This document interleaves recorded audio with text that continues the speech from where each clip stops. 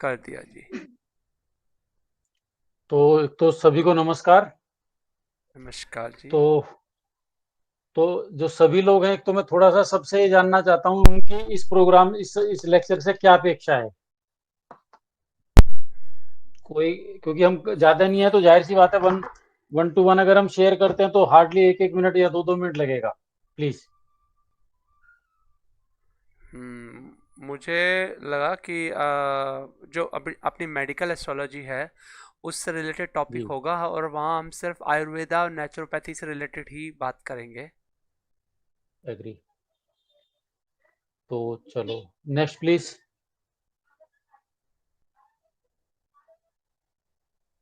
बब्बर जी हाँ नमस्कार। कपिल जी, नमस्ते हेलो मैडम, नमस्कार। बताइए प्लीज। जीवन में काम आने वाली जी। उपयोगी बातें आप बताओगे, जो कि जी। उसमें एलोपैथिक में से पता नहीं चलती। झटपट इलाज क्या है एलोपैथिक, लेकिन अच्छे हम्म। इलाज के लिए हमारे हम्म। को आयुर्वेदिक ही इस्तेमाल करना जी। चाहिए।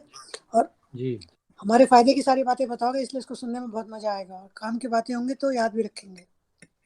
नहीं, वो ठीक है। देखिए, आप हमारी कक्षा की जो है ना, one of the you are the most senior citizen. और और एक्चुअल में क्या है कि ये सबसे ज्यादा बेनिफिशियल आपके लिए ही रहेगा। वो तो मैं भी कह रही हूँ। जी। चलो next, Devendra ji hello. Please. प्रणाम। हेलो। जी मैडम। हेलो। नमस्कार हाँ जी। सर। जी। सर अच्छा। मैं जानना चाहूंगी कि आप जो वात का पित्त है उसको ग्रहों जी। से कोरिलेट करके बताएं कि कौन सा प्लेनेट ठीक किस है। टेंडेंसी को, मतलब किस प्रकृति को बताता है, हम्म। तो इससे ठीक है जी। हमें कोई भी रोग को, बीमारी को पकड़ने में इजी होगा। ठीक है जी। यस। जी। ठीक है, देवेंद्र जी प्लीज। हाँ जी सर। जी प्रणाम, बताइए हेलो सर। सर, नमस्कार। हाँ हाँ जी सर, आपकी। बोलिए। हाँ हाँ, आपकी क्या अपेक्षा है इस प्रोग्राम से। सर, कुछ तो नया सीखने को मिलेगा। चलो वेरी गुड। चलो, तो अब हमारे कपिल जी रह गए। जी। हाँ जी कपिल जी, सुन पा रहे हैं आप प्लीज। चलो, तो एक्चुअल में इसको शुरू करते हैं जी। तो देखिए, ऐसा है कि हाँ मैं सुन पा रहा हूँ, बस माइक ऑफ है, कुछ करने में लगा हूँ, सुन रहा हूँ मैं आपकी बात। Thank you. नहीं, चलो ठीक है। तो ठीक है, शुरू करें जी। हाँ जी। सर। तो देखो, यस सर। ऐसा है, मैं एक बात शुरू करूंगा कि एक अक्सर एक कहावत, एक तो मैं पहला ये कहूंगा कि you can ask any question to me except कि जी अंडा पहले आया या मुर्गी। ठीक है जी। दूसरा क्या है कि एक अक्सर एक बात कही जाती है कि भाई ढाई अक्षर प्रेम का पढ़े सो पंडित होए। प्रेम में तो ढाई हैं। अब आयुर्वेद में क्या है कि मात्र तीन अक्षर हैं, कफ पित्त वायु। हम बेसिकली एस्ट्रोलॉजी के स्टूडेंट है, तो मैं इसको एस्ट्रोलॉजी से बहुत अच्छे से कनेक्ट करके चलूंगा। कभी भी इसका एस्ट्रोलॉजी से कनेक्शन दूर नहीं होने दूंगा। तो एस्ट्रोलॉजी में जैसे हम जो है ना काल चक्र की, काल पुरुष की कुंडली पढ़ते हैं, तो हमारी मेष से शुरू होती है। दूसरा भाव में वृषभ राशि है, तीसरे में मिथुन है, चौथे में कर्क है, पांचवे में सिंह है, ऐसे करके वो पूरा चक्र घूमता है। तो बड़ा सिंपल है कि जब एक व्यक्ति पैदा होता है, हम बात कर रहे हैं न्यू बेबी बॉर्न की, उसकी एज एक दिन है। हम जो लास्ट की जो एज लेंगे किसी भी व्यक्ति की, वो 100 साल लेंगे। तो जब भी कोई व्यक्ति पैदा होता है, उसमें मैं हूं, आप है, दुनिया का किसी भी व्यक्ति को ले लो, तो उस समय क्या होता है कि उस व्यक्ति में जीव होते हैं, सांस होती है, प्राण होता है। और भगवान ने यदि उसको 100 साल की आयु दी है, तो 100 साल की आयु का उसमें बीज है। तो वो जो बच्चा होता है उसकी बॉडी कफ डोमिनेट होती है, ऐसा समझिए। और मैं हमने इंजीनियरिंग में एक चीज पढ़ी है, जो हमारे देवेंद्र जी हैं बड़े अच्छे से कोरिलेट करेंगे। हमने पढ़ा था ट्वेल्थ में मैक्सिमा और मिनिमा। तो उस समय जो उसका कफ है वो मैक्सिमम है। जो उसकी कफ की क्वालिटी है या क्या है, वो टोटल डिपेंड करेगा मदर और फादर के जीन पे, मदर और फादर की एज पे। सपोज करो, एक मदर और फादर 25 साल की उम्र में पता बन रहे हैं, माँ बाप बन रहे हैं वो। और एक केस है कि कोई केस 55 साल की उम्र में बन रहा है। तो दोनों के डीएनए में और आरएनए में फर्क होगा। अब सिंपल सी बात है, आपने बड़ी वे वर्ड सुना होगा कई बार, किसी को हम टोकते हैं भाई तो बुढ़ापे की औलाद है, वहां फर्क होता है। हम बताते हैं फिर न्यू बेबी बोर्न पे आ जाते हैं। जो एक बच्चा अभी पैदा हुआ, उसको डॉक्टरी प्रक्रिया से नहलाया धोया, सारे काम किए, तो जो सबसे पहले उसे माँ का दूध दिया जाता है, आप कोई गैस कर सकते हैं वो इतना इंपॉर्टेंट क्यों है? मैं बेसिकली 3 लोग हमारे साथ महिला साथी हैं, इनसे मैं जानना चाहूंगा, कैन यू एक्सप्लेन मी? उनसे खीस ना होता है उसमें, उसमें खीस। बीमारियों से लड़ने की पूरी ताकत होती है। जो येलो कलर का दूध होता है खीस वो होता है, खीस। बच्चे को जी प्रोटेक्ट करता है। जी, चलो ठीक है। तो देखो ऐसा है, कहावत है कि भाई हाथी के पैर में सबका पैर, आप सबसे बुजुर्ग है। बेसिकली बड़ा सिंपल क्या है कि जब एक महिला किसी बच्चे को कंसीव करती है और वो 9 महीने तक उसे पेट में रखती है, तो डिलीवरी के लास्ट स्टेज में जाके उसको अक्सर महिला को कब्ज हो जाती है। वो होती है वात बढ़ने की वजह से। जो हम कफ पित्त वात की बात कर रहे थे, तो वही जो बढ़ी हुई बात है, जब हम सुबह शौचालय जाते हैं तो हमारे को फ्रेश होने में वही बात हेल्प करती है। जब उस बात का एक्यूमुलेशन कुछ ज्यादा होता है तो वही बात बच्चे की डिलीवरी में हेल्प करती है। ठीक है जी, बिना एक्सेस बात के बच्चे की डिलीवरी नहीं हो सकती। दूसरा क्या है कि एक जब महिला का जो पूरा उसके जीवन है, जैसे मान लें उसकी एज 25 साल है, तो 25 साल की आयु में जो उसके शरीर में एक्यूमुलेटेड पित्त है, कफ तो है ही, कफ भी है, पित्त भी है, और उस एज के मुताबिक बात है। प्लस जब उसने डिलीवरी की तो डिलीवरी के दौरान वो बड़े सीवियर पेन से हुई है, और जब वात बढ़ती है तो हमारे शरीर में पेन होता है। अब वो क्योंकि डिलीवरी से गुजर रही है तो पेन का मैक्सिमम दौर भी चला गया। तो अब जो माँ के पास जो दूध है, जो उसका दूध है, उसमें क्या है कि पित्त भी है। जिस पित्त की उम्र लगभग 25 साल है, उसके शरीर में जो है वात है, उस वात की भी उम्र 25 साल पुराना वात है। जो कफ है वो भी 25 साल पुराना है, और जो बच्चा पैदा है वो 1 दिन का है, 1 दिन अभी पूरा भी नहीं हुआ है। तो जब वो बच्चा उस दूध को पिएगा तो दूध को पीते ही अब वो बच्चा जो है उसकी जो बॉडी में कफ मैक्सिमम है, तो जैसे ही वो दूध पिएगा तो उसको पित्त मिला माँ के दूध से, वात मिला माँ के दूध से, तो उसका जो मेटाबॉलिज्म है वहीं से शुरू हो गया, पाचन क्रिया। वो बच्चा क्या है 3 दिन बाद स्टूल करता है, पेशाब भी वो 2-3 दिन के बाद ही करने लगता है, तो उसकी प्रक्रिया चलने लगती है। फिर क्या है कि जैसे जैसे अब स्थिति आ जाइए कि 1 महीने बाद जो माता है उसका क्या है कि जो शरीर की शोधन क्रिया है, जो उसको डिलीवरी के बाद अक्सर दिया जाता है, जिसको हम लोग देसी भाषा में छुआनी बोलते हैं, उसमें जो है सौंठ होती है, अजवाइन होती है, इस तरह की गर्म चीजें होती है।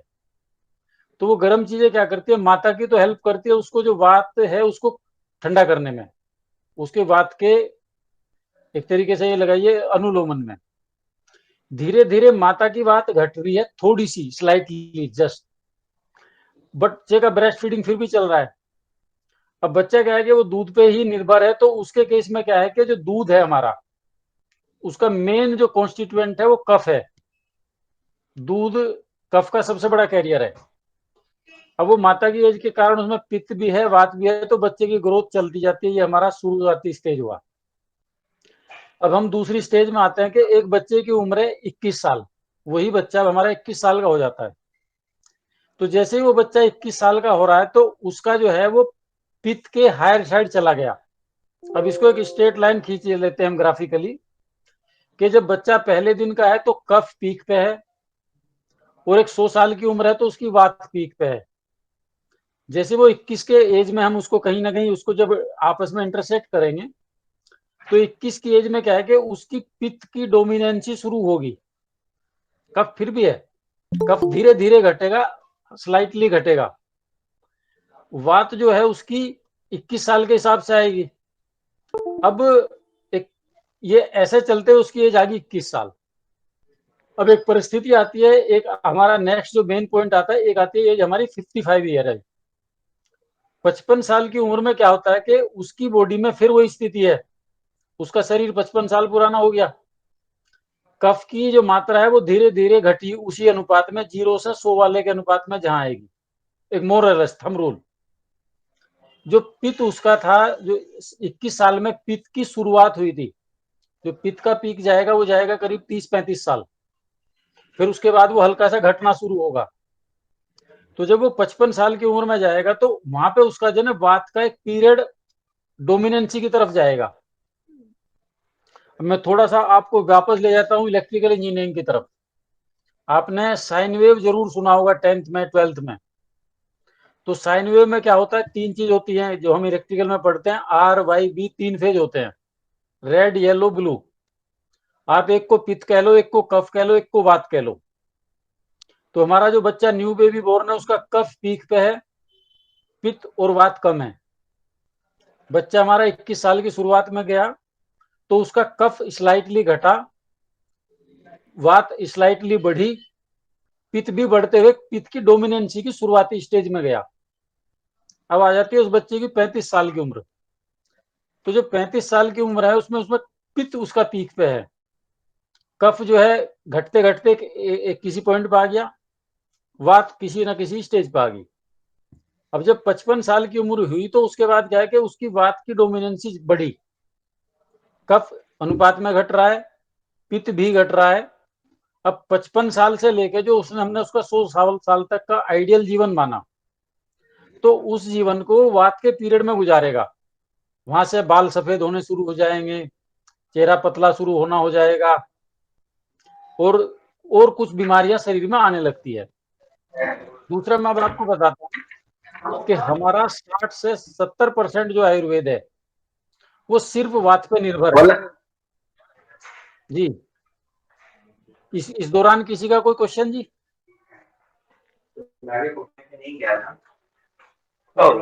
हेलो, हाँ जी, इस दौरान किसी का कोई क्वेश्चन तो नहीं? देवेंद्र जी आप म्यूट कर लीजिए। हाँ हो गया। हेलो, नहीं कोई क्वेश्चन नहीं है, बोलिए। ओके जी ठीक है। तो अब स्थिति आ गई कि ये तो जैसे हमने कालपुरुष की कुंडली से इसको कोरिलेट किया। अब हम कफ की बात करते हैं, जो भी हमारे पृथ्वी तत्व के लगन हैं, और उसमें जो जल तत्व, मतलब लगन सीधी सी बात है 4, 8, 12 तो हमारे जल तत्व के लगन है, ठीक है जी। और पृथ्वी तत्व के हुए हमारे 2, उसके बाद 2 के बाद 2, 6, 10, 5 2, 6, 10, हाँ ये हमारे पृथ्वी तत्व के हुए। तो जो भी हमारा लग्न पृथ्वी तत्व और जल तत्व का है वहां कफ की डोमिनेंसी रहेगी। यदि उन्हीं ग्रहों में लगन में ही कफ प्रकृति के और जल तत्व और पृथ्वी तत्व के ग्रह आ जाते हैं तो हमारे कफ को डोमिनेट करेगा। अब ऊपर से जो है, अब उसी डोमिनेंसी में बच्चा आ गया, बच्चे की कम उम्र है, तो आपने देखा होगा जो ओवरवेट या ओबेसिटी वाले बच्चे हैं वो उस कैटेगरी में फॉल करेंगे। जैसे जैसे उनकी उम्र बढ़ेगी तो वहां वो वाला सिद्धांत लागू होगा, एज वाला, ठीक है जी। अब दूसरे आपने कुछ लोग देखे हो, कई बार कोई बच्चा बचपन में पतला होता है। अब एक दूसरा इसको ऐसे कोरिलेट करिए मॉडर्न उसके आधार पे, जो हमारी भारत सरकार कहती है कि भाई ये माल न्यूट्रिशन का केस है। अब कभी भी क्या माल न्यूट्रिशन के केस में ओवरवेट को माना गया है? माल न्यूट्रिशन के केस में सदा जो है अंडरवेट बच्चे को माना जाता है। ये एक थ्योरी हुई।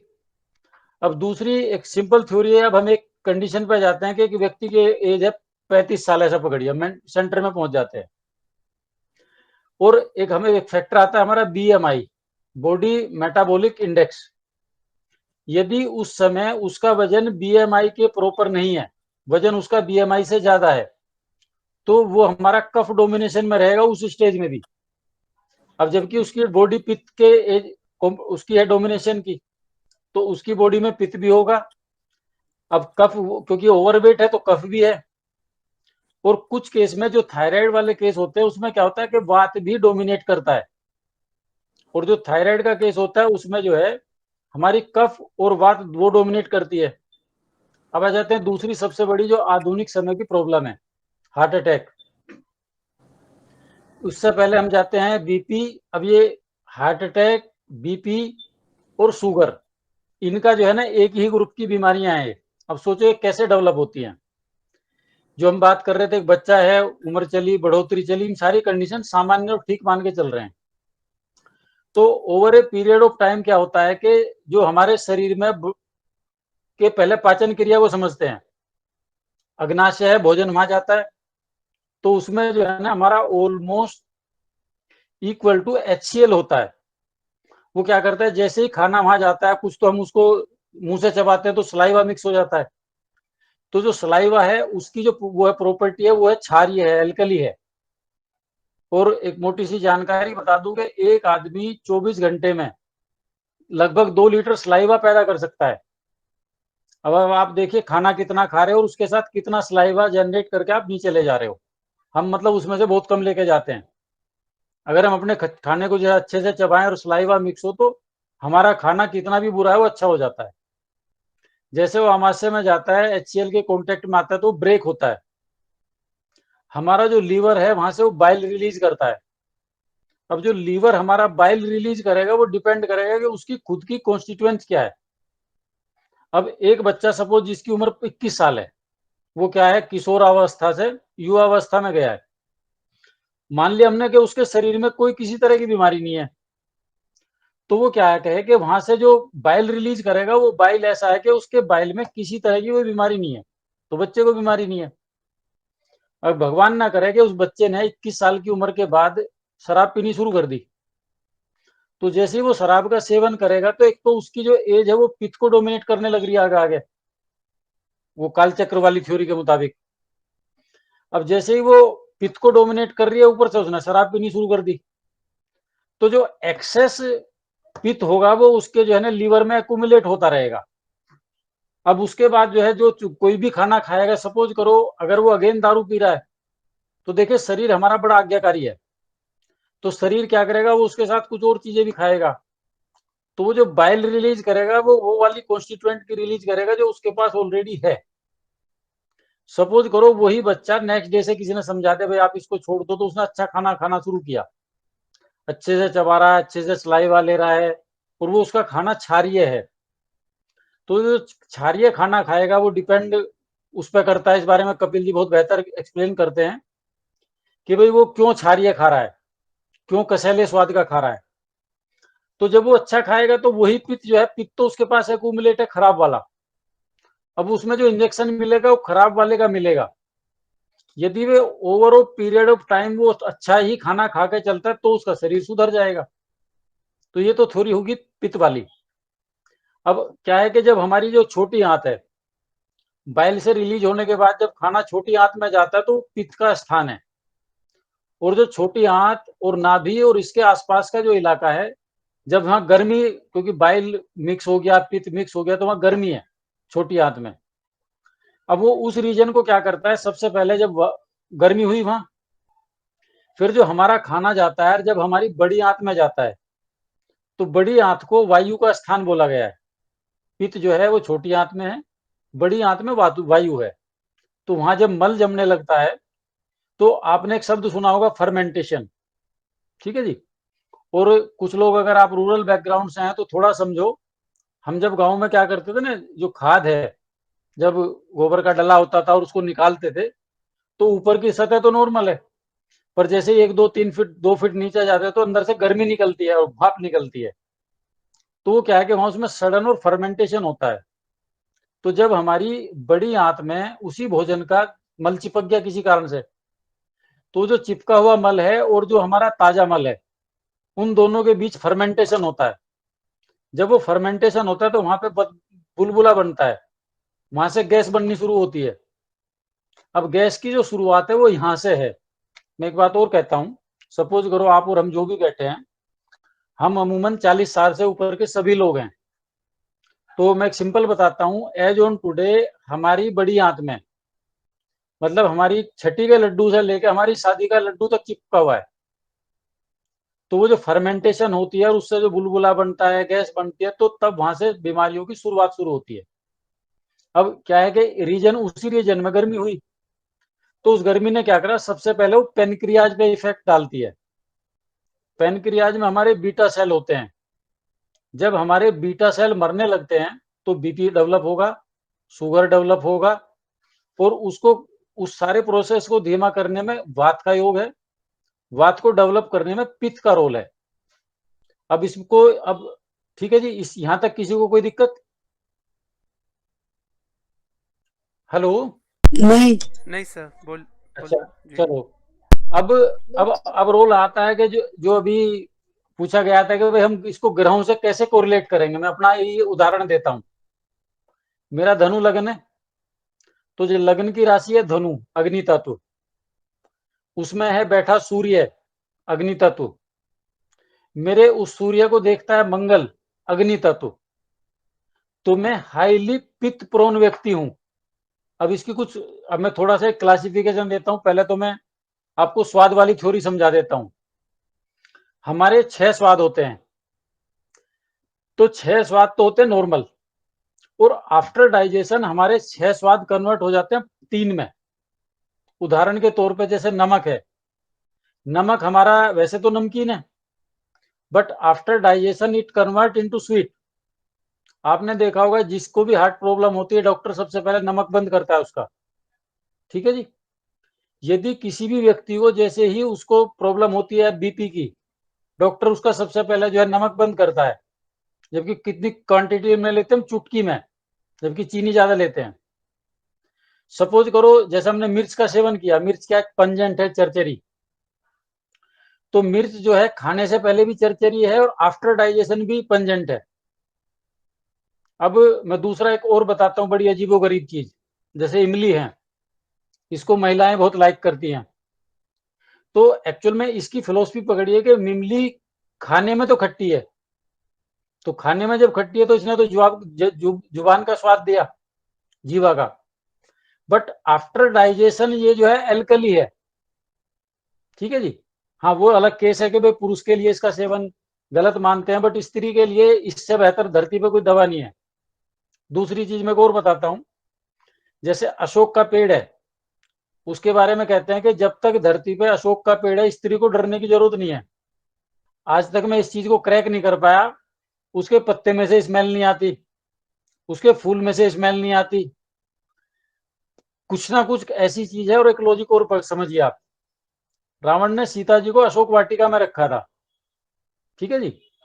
उसको अशोक वाटिका में रखने का उसका लॉजिक क्या था? वो उसके लिए ये वाला जो काम था वो हर साल में एक उठाता था। वो तो माफ करना इसके लिए, और वो रखता था अशोक वाटिका में। तो उसको क्लियर था कि यदि इसके शरीर में मन में कोई विकार है तो वो दूर हो जाएगा। ये उसकी थ्योरी थी। ये बात यहीं खत्म। अब हम आगे जो चल रहे हैं, अब हम कफ की हमने बात की, पित्त की हमने बात की, वात की बात की। अब सवाल आता है कि हम कफ है अगर एक बच्चे का, तो उसका समन कैसे करेंगे? कफ तो डोमिनेट कर रहा है। एक चीज और बताऊंगा मैं आपसे, एक आपसे मैं सवाल पूछ रहा हूं, प्लीज आप एक बार थोड़ा सा सभी माइक ऑन कर लें। भाई, एक आम बच्चे का कितना वजन होता है 3 किलो। जब पैदा होता है? 3 किलो है करीब। जी? 3 किलो। चलो ठीक है, एग्री 3 एग्री। किलो। हाँ, 2 से 3 किलो पकड़ो या 2.5 से 3.5 किलो पकड़ लो। दूसरा मैं सवाल पूछता हूँ, एक जो भैंस का बच्चा होता है उसमें कितना वजन होता है? ये तो नहीं पता सर। कोई बात नहीं, गैस करो, मैं बताऊंगा। 15 किलो। 40 40 25 से 50 35 केजी। किलो 25 से 35 किलो। Okay sir. ओके। और जो गाय का बच्चा होता है उसमें भी भैंस के से थोड़ा कम होता है। मतलब गाय का बच्चा अमूमन 25 किलो पार नहीं करेगा किसी भी कंडीशन में, ऐसा है। ओके तो सर। बड़ा सिंपल लॉजिक पकड़िए कि जो बकरी का बच्चा है उसमें वजन और आदमी के बच्चे का वजन लगभग बराबर होता है। सामान्य केस में एक बकरे का वजन और एक आदमी का वजन लगभग बराबर होता है। सामान्य केस में एक स्त्री का वजन और एक बकरी का वजन लगभग बराबर होता है। भगवान ना करे किसी बच्चे की मां मर जाए या उसको कोई विकार हो, तो उसके बारे में कहा जाता है कि उसको बकरी के दूध पे वो बच्चा पलता है। शास्त्रों में उसी का वर्णन आता है। अब सवाल है, कुछ लोग गलती क्या करते हैं कि बच्चे को दूध जब पिलाते हैं तो दूध हम कौन पिलाए? सामान्य जो बाजार में मिल रहा है। वो तो शुक्र है कि आज के जमाने में अवेयरनेस आ गई, डबल टोन ये थ्योरी आ गई। तो उसमें क्या है कि यदि हम उस बच्चे को दूध ज्यादा पिला रहे हैं, पहला सवाल, तो कब बढ़ेगा? अब दूसरा मैं इसको अब आते हैं हम, इसको मैं दशा और अंतरदशा वाले पैटर्न पे तोड़ता हूँ। ठीक है जी। मैंने ये तो क्लियर कर ही लिया अभी तक हमने कि भाई 0 से 21 साल तक कफ डोमिनेशन, 21 से जो है 55 साल तक पित्त डोमिनेशन, और 55 से 100 तक वात का डोमिनेशन। अब हम सीजन के आधार पर ब्रेक करते हैं इसको। आज हम नवरात्रे शुरू होगी हमारे, ठीक है जी। और अब आप देखोगे कि जब तक हमारे इस मौसम में ये लिखा आएगा कि भाई ये वो चल रहा है हमारा, क्या बोलते हैं इसको, बसंत, ये जो हमारा अभी भी महीना है ये बसंत का है। तो जब तक बसंत है हमारा जो सीजन है वो कफ डोमिनेट करेगा। आप थोड़े दिन में फील करेंगे कि कोई भी व्यक्ति है उसको हल्की फुल्की खांसी रहनी शुरू हो जाएगी। जैसे ही हमारा मई और जून आएगा तो उस समय वो जो 2 महीने हैं एक तरीके से समझिए जो हमारी ग्रीष्म ऋतु होती है वो हमारी पित्त को वात को डोमिनेट करती है। यहाँ मैं एक बात ऐड करना चाहूंगा।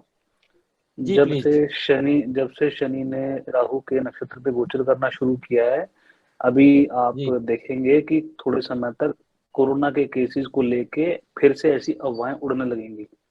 जब जब ठीक है। शनि राहु के नक्षत्र पे गोचर करे या राहु के साथ में बनेगा, तब तब कॉन्स्पिरेसी ऐसे ही बनेगी, तो लोगों को समझ नहीं आएगा। तो कल से थोड़ा सा ज्यादा हाईलाइट होना शुरू हो गया है। मैं वो बताऊंगा, सुनो मैं उसी पॉइंट पे आ रहा हूँ। अब वो आपने ही क्लास में एक्सप्लेन किया था कि भाई शुरुआत में जब कोरोना आया तो खांसी बढ़ी, ठीक है जी, और ये 2020 में लगभग इन्हीं दिनों में ब्रेक हुआ था। तो आप ये पाओगे कि उस टाइम पे जो थाली बजी थी और ये सारी घटनाएं और जो पहला लॉकडाउन था ये इसी टाइम की घटनाएं थी। बड़ा सिंपल है कि जब जब कफ बढ़ेगा तो कोरोना ग्रो करेगा, क्योंकि कोरोना का जो बेस है वो कफ है, आधार उसका कफ है। उसका भी मैं और कारण बताऊंगा आपसे। अब जैसे आएगी गर्मी, हमारा जो मई और जून या ग्रीष्म ऋतु, उसमें हमारी वात डोमिनेट करती है। अब जब वात डोमिनेट कर रही है तो हमारा क्या है कि जब वात डोमिनेट कर रही है तो पित्त कम होगा,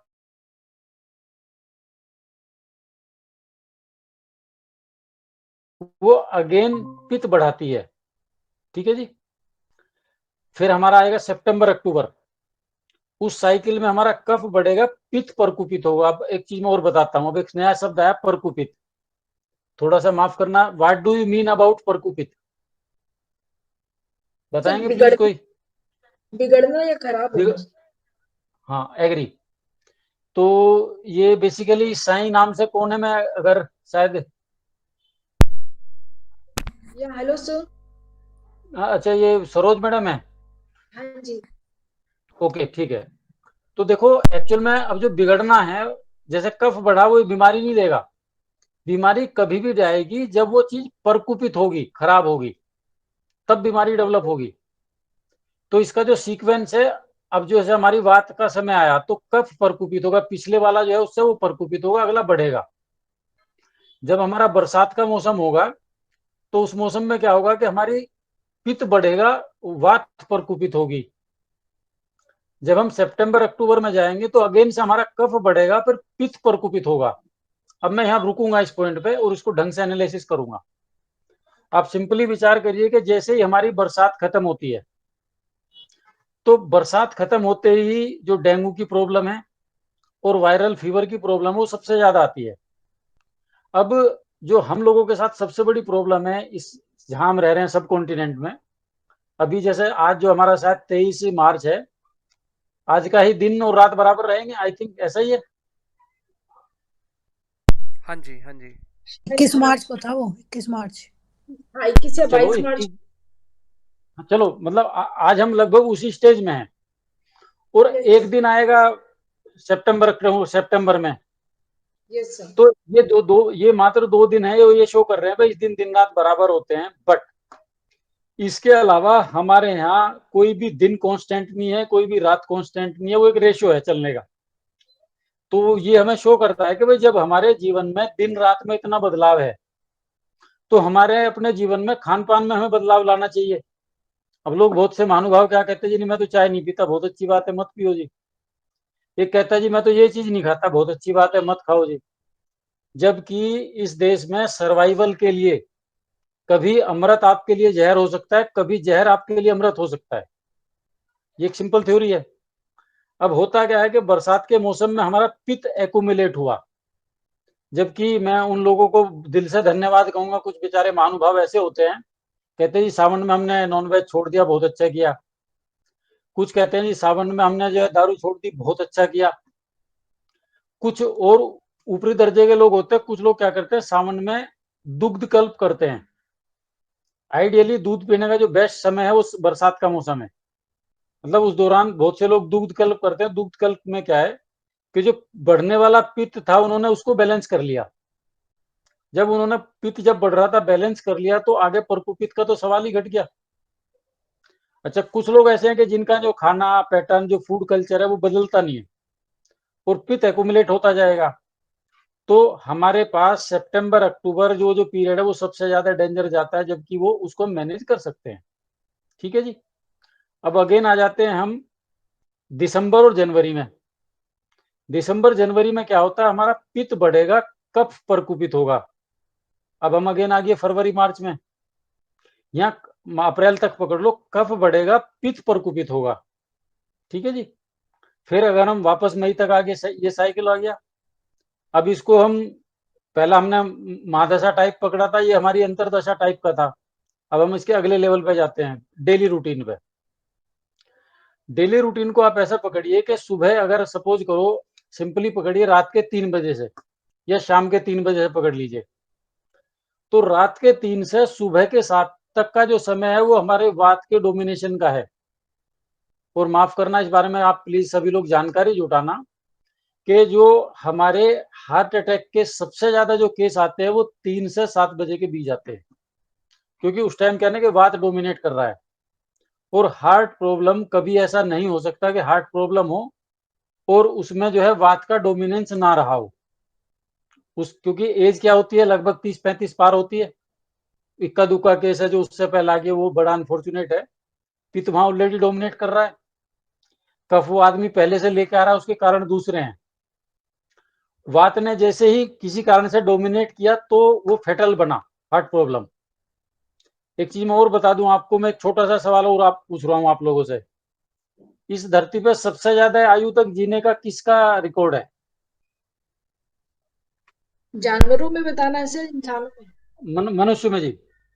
मनुष्य में तो नहीं पता। वो 8 लोग हैं, वो मतलब जो हनुमान जी और ये। ना, वो 8 छोड़ दो जी, जो जो मृत्यु पागी उनकी बात कर लेते हैं। चलो, सबसे ज्यादा कौन जिया है भीष्म पितामह? भीष्म, हाँ। एक भीष्म पितामह के अलावा वैसे तो एक रिकॉर्ड के अनुसार शायद एक आचार्य रहे हैं, तिरंगा पता नहीं क्या नाम है उनका, 300 साल तक जीने का रिकॉर्ड है, गूगल पे मिल जाता है वो। हाँ, देवरा बाबा। हाँ हाँ, नहीं, ऐसे देव। कोई नाम ध्यान नहीं है। हाँ हाँ 300 हाँ हाँ। सात देवरा हो सकता, 300 साल तक जीने का रिकॉर्ड है। हाँ, चलो, उनका 300 साल का है। और भीष्म जी के बारे में उनको बताया जाता है कि उनकी आयु 500 साल थी। बट उसको कई बार मैं भी कॉन्ट्राडिक्टरी कर लेता हूँ। बड़ा सिंपल पकड़ो, मतलब जो हमारा हार्ट है वो भगवान ने ऐसा बनाया है कि it can work up to 500 year. हमारी बॉडी का ये वो ऑर्गन है जो 500 साल तक चल सकता है। और दुर्भाग्य से क्या है कि हम लोगों ने इसको इतना कमजोर कर दिया, इतना कमजोर कर दिया, सिर्फ पित्त जनित चीज खा के, पित्त बढ़ा के अपने शरीर में। इसका दुश्मन, सबसे बड़ा दुश्मन पित्त है एक टाइम पे। तो हमने इसको, अगर ये किसी को 45 साल में अटैक जा रहा है तो इसका मतलब हमने इसको खत्म कर लिया, जो कि एक ऑर्गन हमारा 500 साल चल सकता था। अब आ जाते हैं हम, उम्र आ गई 55 साल, सॉरी पहले हम दिन में थे।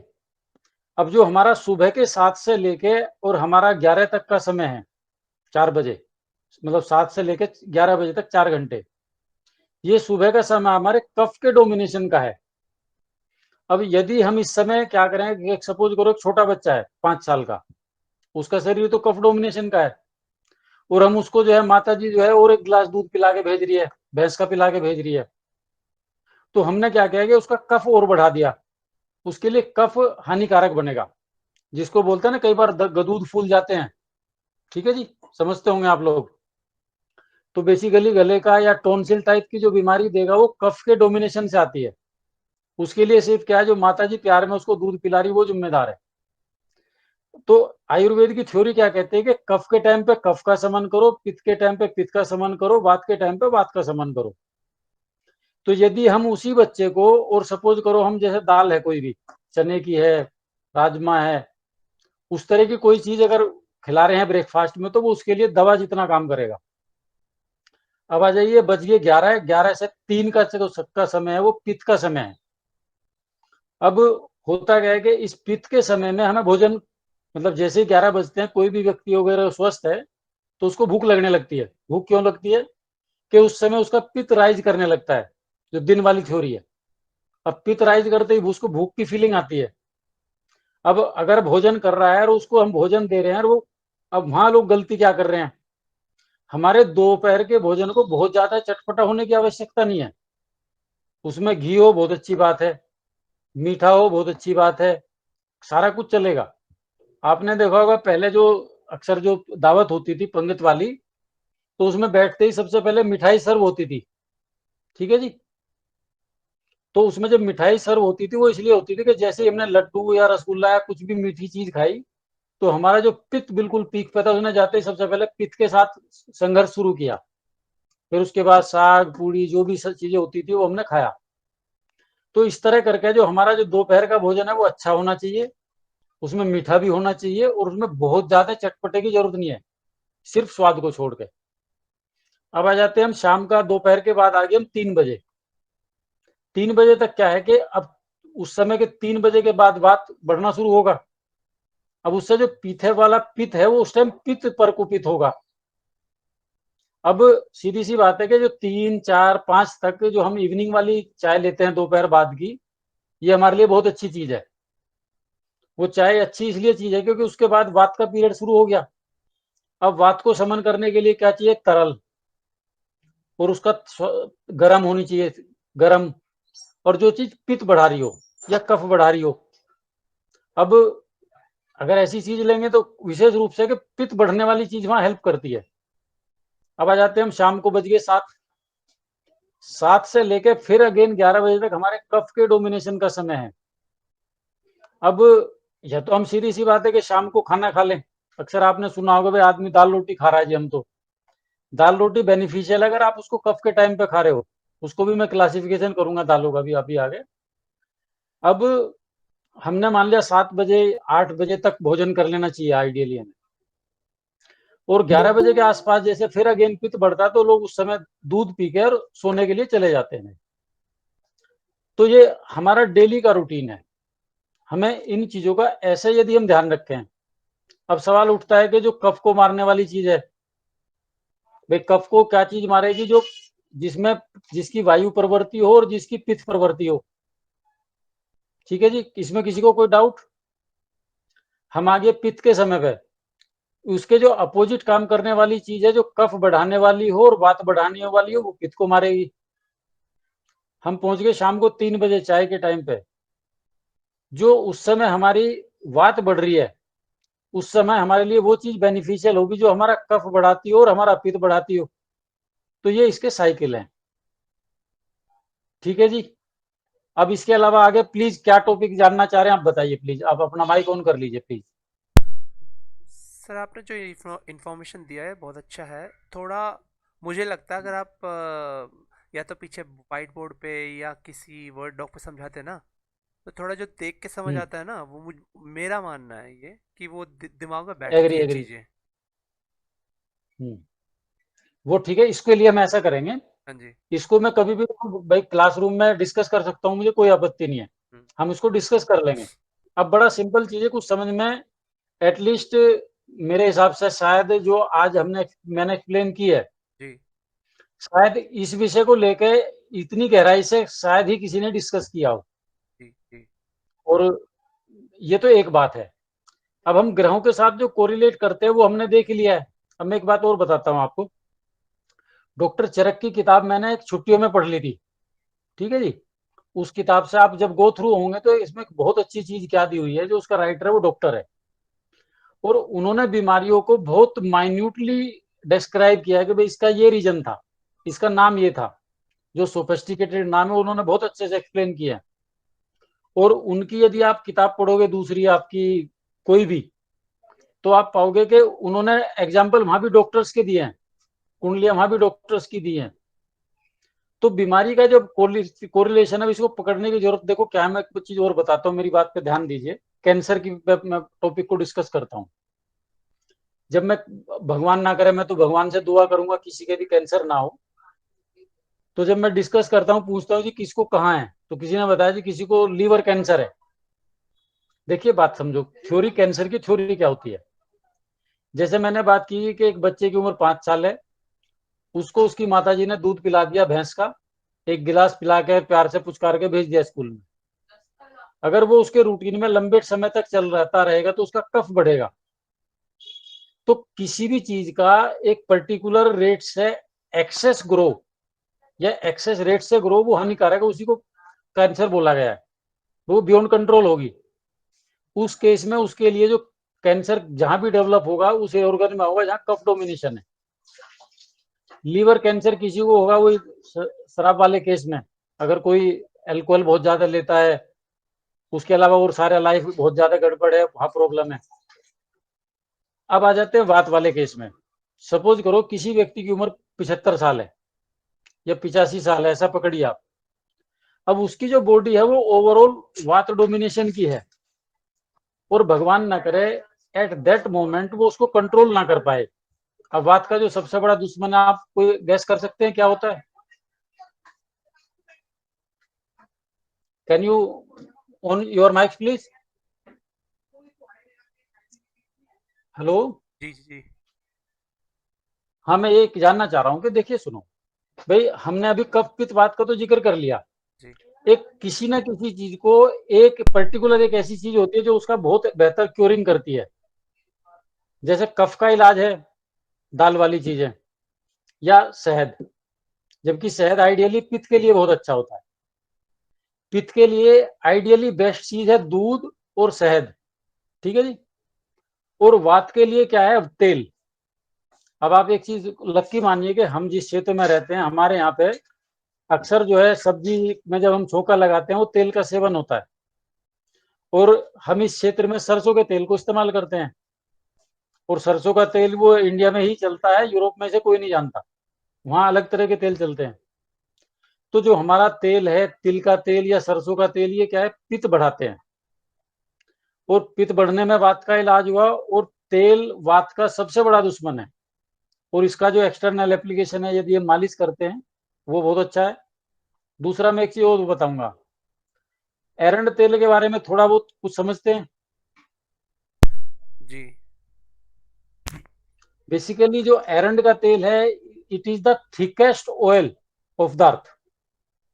ये इस धरती का सबसे गाढ़ा तेल है, मतलब ये ऑलमोस्ट, इसमें ग्रीजिंग प्रॉपर्टीज होती हैं।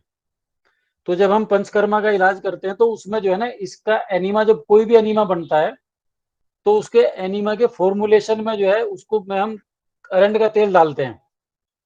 और जब एरंड के तेल को हम एनीमा देते हैं गुदा द्वार से, तो भाई शौचालय जाते हैं तो कुछ तो मलबा निकलता ही है पेट से। इसकी जो क्वांटिटी थोड़ी बहुत अंदर रहेगी, वो क्या करती है कि जो हमारे बड़ी आंत के अंदर वात है उसका वहां पे समन करती है। तो हमारी बॉडी के लिए इसलिए फायदे का है, ठीक है जी। तो आई थिंक कफ पित्त वायु को लेकर कोई किसी को कोई डाउट हो तो बताइए प्लीज।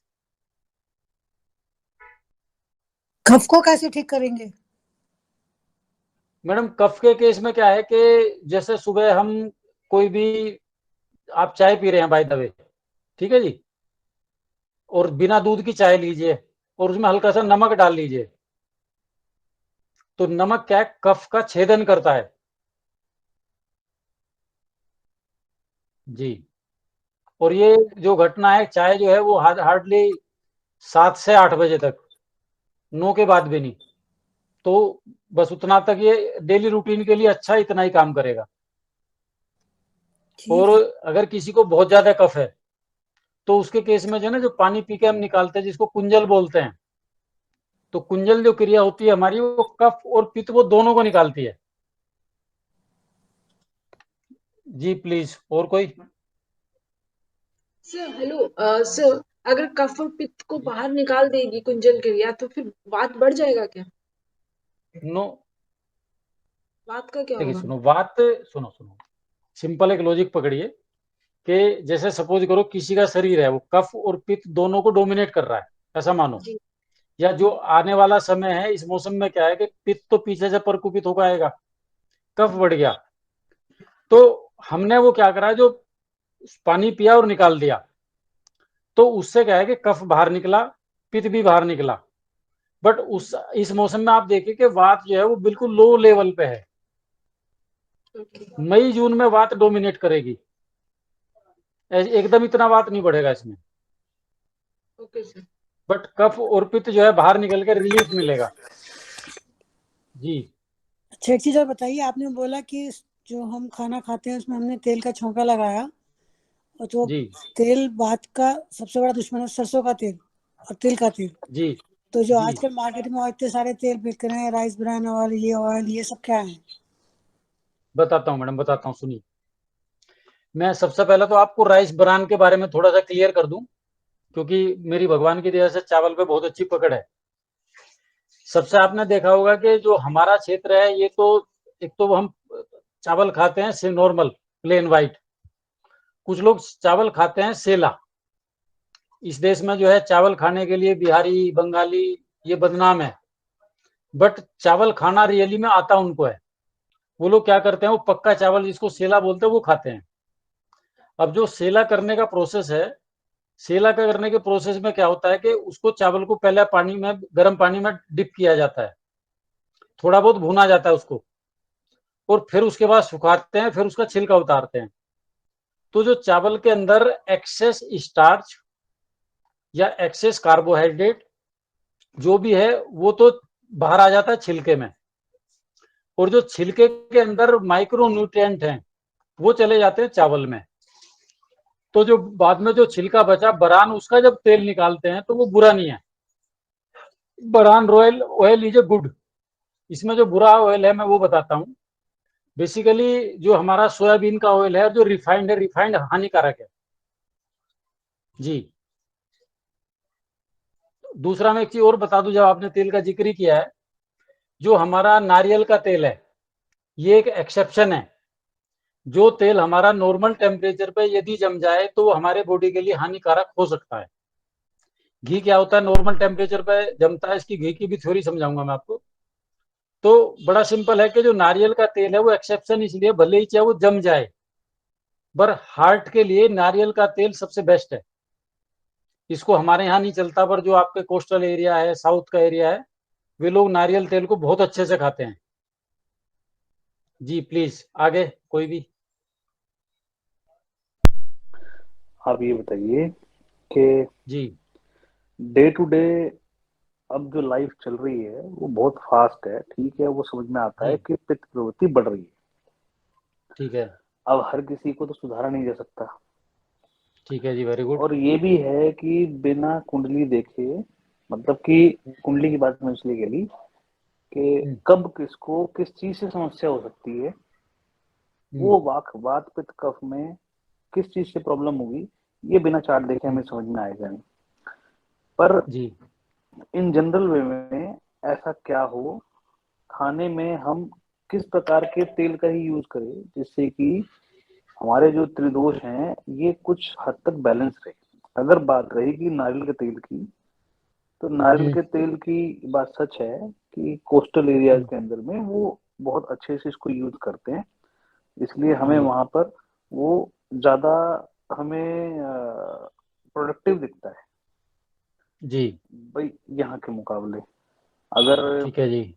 एक तेल के अलावा कोई एक बेसिक चीज है वैसे बोले कि हाँ हम अपने भोजन से ये हटा लें या ये ऐड कर लें, तो एक रेमेडी के तौर पे ये हो जाएगा। क्योंकि वैसे भी अभी नवरात्रि चल रहे हैं, इन नवरात्रों में लहसुन प्याज जो नहीं खाते, तो तामसिक चीजें तो बॉडी में पित्त प्रवृत्ति अपने आप थोड़ी कम है, और डे टू डे की एक्टिविटी में हम लोग थोड़े से माइंड से प्रिपेयर रहते हैं कि भी हम ये काम करना है ये नहीं करना है, तो वो अपने आप थोड़ा सा बैलेंस हो जाता है।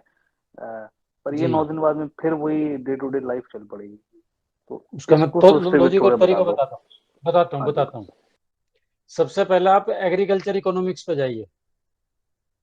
इस देश में जिस क्षेत्र में मूंगफली होती है वो इतनी होती है कि आप वहां से ट्रक भर लाओ।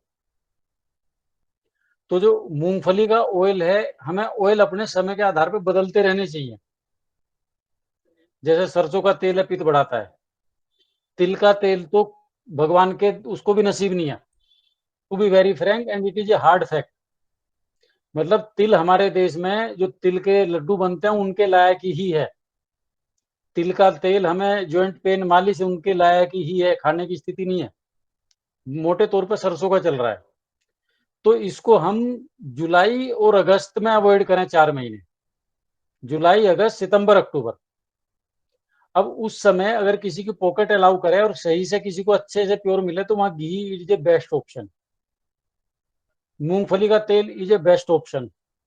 अब मूंगफली क्या है कि मूंगफली आदमी की रीच में है, जायज भी है, बट जो दिल्ली का हमारा जो कल्चर है वो इसको इतनी बारीकी से समझ नहीं रहा, वो लगभग आपको उसी कॉस्ट में पड़ेगा। तो हम जो है सरसों के तेल को मूंगफली कैसे रिप्लेस कर सकते हैं। और 2 महीने बीच बीच में जो बरसात का पीरियड है जहाँ पित्त की मेन प्रॉब्लम आती है, वहां घी का इस्तेमाल कर सकते हैं। दूसरा आपको एक चीज और बता दूं कि जो हरियाणा की बेल्ट है हमारी, जो तरुण जी जिस बेल्ट से आते हैं, इस पर्टिकुलर इस बेल्ट में आप देखोगे तो वहां तेल से ज्यादा घी का वो लोग प्रयोग करते हैं। ठीक है जी। और उनके एक बहुत अच्छे बेहतर स्वास्थ्य का सबसे बड़ा कारण घी, और वे लोग जो है इसका चने का अच्छे से प्रयोग करते हैं, वो है। तो जी चलो फिर आज मेरे ख्याल से आज के लिए बहुत रहेगा, नहीं तो और हो जाएगा ये। आप हमें धीरे धीरे डॉक्टर बनाना। आप बस ये तेल को लेकर ही आप एक ग्रुप में मैसेज आप डाल दो कि आपने घरेलू के हिसाब से किस तरीके से तेल को बताया है, ताकि जी वो जिन्होंने अटेंड नहीं किया वो भी थोड़ा सा पढ़ ले। तो भाई सुनो, उनकी मैं ऐसा और अच्छी करता हूँ, बात देखो है। सुनो, जो कुछ छोटा चीजें सा जिन्होंने जो ऑलरेडी, हाँ, जिन्होंने ऑलरेडी इंटरनेट पर डाला है, मैं वहां से निकाल के ग्रुप में छोड़ दिया करूंगा। जिसके काम किए वो उसे काम में ले ले, जिसके काम की नहीं वो इग्नोर कर ले। ठीक है, चलो। तो तो ऐसी कोई बस बात नहीं, वो भी भाई देखो, कोई आपत्ति नहीं है। और देखो सुनो, किसी भी मोमेंट में किसी भी टॉपिक पे आप फ्रीली डिस्कस कर सकते हैं। ये मुझे, मेरे लिए भी 1 घंटे में, आधा घंटे में, 2 लेक्चर में, 4 लेक्चर में सभी को गाइड कर पाना मुश्किल सा है। बट मेरे हिसाब से शायद मैंने जस्ट आइस ब्रेकिंग की आज। आपने तो आई आइस थिंक ब्रेक सो। कर दी। अभी अभी थोड़ी देर में दोबारा बर्फ जम जाएगी, क्योंकि जी ये ठीक। जितना भी आपने बताया है ना वो सब दिमाग के बाहर हो जाएगा। पर कोई नहीं, दोबारा धीरे धीरे चलो। फिर आपसे समझेंगे। और आपकी बारी जी थोड़ा सा स्टैंडर्ड थोड़ा सा बदल देंगे, ताकि हम भी थोड़ा सा कहीं से पढ़ें, ताकि जल्दी क्लिक हो। हाँ हाँ, नहीं आप भी इस दौरान जानकारी जुटाना, अगली बार संख्या बढ़ेगी या कोई संख्या, बेसिक सी चीज मेरे लिए कोई कोई बेसिक सी मैटर नहीं चीज है। हो तो आप भेज देना, जरूर बेसिक सी चीज हो जरूर भेज देना। पापा जी हाँ, वो नोट्स मैं बनाओ भेजता ना। रहूंगा उसे। पापा जी नोट्स बनाओ ना बढ़िया से वर्ड में या किसी में। ये चीज़ें जो आपने लिखा ना, दिन नहीं के हिसाब नोट्स। से, एज के हिसाब से, ये सब काफ़ी रेलिवेंट है, इम्पोर्टेंट है। एक दो बार हम देखेंगे ना तो थोड़ा याद रहेगा, फिर हमें एक बार सुनने सुनो से तो मैं याद नहीं बताता हूँ, होगा। आप पहले एग्री, सुनो आप पहले आचार्य पास कर लो। ठीक है जी। आज वेदपाल जी हमारी क्लास में नहीं है। मैंने पिछली बार उनको कन्विंस करके उनको ना अष्टांग हृदय खरीदवा दी थी। तो 1 साल बाद जो है, अभी तक तो देखो एग्जाम तक तो वो उसे नहीं पढ़ेंगे, पर 1 साल बाद शायद वो मेरे से बेहतर स्थिति में आ जाए। ऐसा नहीं, कोई बात नहीं, आप जो भी फ्रीली इस मामले में पूछ सकते हैं। गोबर जी जी एक चीज बताइए, सरसों का तेल पीली सरसों का या काली सरसों का, या दोनों खा सकते हैं? पीली की क्वालिटी बेहतर होती है। पहले तो आता नहीं था, अब आना शुरू हो गया है। हाँ, ऐसा आना मान शुरू लो हो ना गया है रचना जी, पीली की। रचना जी ऐसे मान लो ना, जब जब लगे कि खांसी हो रही है, तब तब पहले आप ये पकड़ना कि कौन सी प्रवृत्ति ज्यादा जागृत हो रही है। अच्छा। तो आपको उस समय तेल का इस्तेमाल तब आपको समझ में आएगा कि तब मुझे कौन सा करना चाहिए, कौन सा छोड़ना चाहिए। मेरी खांसी खत्म हो गई ना, मैं बेसिकली जो पीली सरसों इस्तेमाल करती हूँ, पीली सरसों का तेल इस्तेमाल करती हूँ ज्यादातर। मैडम, पीली सरसों के तेल को ऑलमोस्ट इक्विवेलेंट टू आप घी मान के चले। और देसी घी, 2 चीजें इस्तेमाल करती हूँ, तो मेरी खांसी बिल्कुल खत्म हो हाँ चुकी नहीं। है। Very good. जी आपने देखो, जी आपने जब ये ऑब्जर्व किया कि खांसी खत्म हो गई है, तो अब आप खुद ऑब्जर्व करो ना कि जब खांसी थी तो कौन सी प्रवृत्ति बढ़ रही थी, और जब आपने तेल अगर उस टाइम ऐसे यूज कर रहे थे तो देखो काउंटर अटैक करके उन्होंने न्यूट्रल किया कि नहीं किया। 2-3 साल तो लगे, लेकिन अब मेरे को खांसी ना के बराबर है ही नहीं, पर 6 महीने से तो बिल्कुल नहीं बहुत है। अच्छी बात है, बहुत अच्छी बात है। चलो बहुत अच्छी बात है मैडम। सर तो मुझे ठीक है तरुण जी, मेरे हिसाब से वाइंड अप किया जाए। हाँ जी, हाँ जी, बोलो सरोज जी, बोलो बोलो। सर एक क्वेश्चन, इम्यून सिस्टम डिसऑर्डर जी के लिए क्या होता है प्रॉब्लम, किस वजह से होता है? मैडम सुनो, इम्यूनिटी के लिए जो सिंपल 3 चीजें समझाई, आपकी इस टाइम एज कितनी है, क्या है, उसके आधार पर नहीं आपकी नहीं नहीं बॉडी नहीं, किसको डोमिनेट कर रही है इनका उसे काम। सवाल, नहीं बब्बर जी, इनका मैं सवाल समझ रहा ये हूँ। नहीं है, ये कुछ हम्म और पूछ रही हैं, इन्होंने क्लास में ही पूछा था। इनका हम्म कहना है, जो बेसिकली ये कहना चाह रही है कि इम्यून डिसऑर्डर, क्या बोला आपने सरोज जी? हाँ, immune system disorder, autoimmune immune system. System disorder जो है वो बेसिकली कौन सा प्लेनेट देता है, ये बेसिकली वो जानना चाह रही है। वात प्रॉब्लम से इम्यूनिटी डिस्टर्ब होगी मैम। ओके। जो भी ग्रह है वात को डिस्टर्ब कर रहा है, शनि, शनि हो गया और एक तो, इसमें जुपिटर हो शनि गया, हो गया, राहु हो गया। राहु हो गया, जुपिटर का जुपिटर भी देखना हो गया। पड़ेगा, जुपिटर का देखना पड़ेगा कि उसकी क्या पोजीशन है, क्या मामला है। जुपिटर बल्कि बचाव करेगा। जुपिटर तो बट डायबिटीज देता है। और भी बहुत मैंने सी चीजें देता है, मैंने देखो कैंसर एक भी बार देता है। बताया था, मैंने बताया भी हम्म था कि चंद्रमा और शुक्र जो है ये हम्म, हमारे कफ प्रवृत्ति के हैं, जी ठीक है। हम्म तो इसके अलावा हम जो पढ़ते हैं कि ये सूर्य, मंगल और केतु ये पित्त प्रवृत्ति के हैं, जी ठीक है। चंद्रमा हम्म और राहु जो है ये हमारे वात प्रवृत्ति के हैं। बुध जो है हमारा वो त्रिदोष, तीनों दोषों के मालिक हैं। और गुरु हम्म। जो है वो बेसिकली रिप्रेजेंट तो चलो पित्त को करेंगे, लेकिन ऐसा नहीं है जिसके साथ बैठते हैं वैसा बिहेव करते हैं। तो हाँ आप ये नहीं, वहाँ बोलो थोड़ा सा कि, बचाव फैक्टर रहता है। हाँ, तो आप ये बोलो कि गुरु जो है वो डायबिटीज देता है, तो गुरु सिर्फ डायबिटीज नहीं, वो हो सकता है कि और भी चीजें दे दें, हम्म जैसे सर बोलो बोलो। जैसे जल तत्व राशि में जुपिटर होता है, लगन में होता है कई बारी, तो बहुत मोटे होते हैं वो लोग, कैंसर भी फिर देता से है वो बोलने जी। लोग। जल तत्व राशि में गुरु हो तो आप कह रहे हो कि लग्न में हो तो बहुत मोटे होते हैं, है ना, आप ये कह रहे हो। Yes yes yes. देखो एक तो ना, अगर आप ऐसा ऐसा कहते हो तो मैं आपको एक बात बता दूं कि जल तत्व राशि जिस तरीके से वर्गीकरण है उसका कि ब्राह्मण राशि है, जल तत्व राशि है, या हमारे एक तरीके से मोक्ष की राशियां हैं। तो अगर कोई भी ऐसी राशि जल तत्व राशि लग्न में हो और गुरु लग्न में बैठा हो, या गोचर में गुरु जब जब आएगा लग्न के अंदर में, तब तब वेट बढ़ता है। इसीलिए किसी के जन्मजात कुंडली के अंदर में अगर वो फोटो खिंच गई है कि अब ये यहाँ बैठ गए हैं, तो वो उसको वेट बढ़ने में हेल्प करते हैं।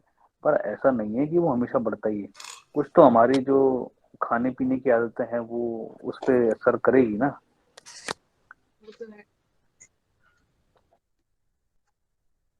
Yes sir.